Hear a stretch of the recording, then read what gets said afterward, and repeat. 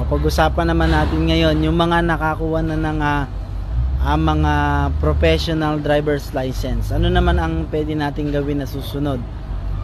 Ang susunod nyo pwedeng gawin, magantay lang kayo ng 4 na taon na professional.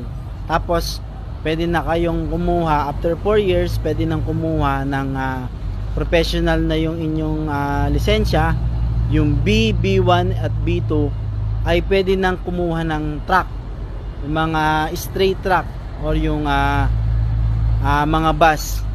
So sabi nga, 'di ba, mas malaki ang sasakyan, mas malaki ang obligasyon natin sa kalsada, kasi ang pagmamaneho yan ay nakakaligtas at nakakapatay, kaya mas matagal yung pagitan, 4 years, para makakuha ng lisensya na makapagmaneho na ng truck at saka mga bus. So magiging familiarize muna doon sa manner ng pagtakbo sa kalsada ng 4 na taon at 1 taon naman ng non-pro, saka makakakuha ng ng truck.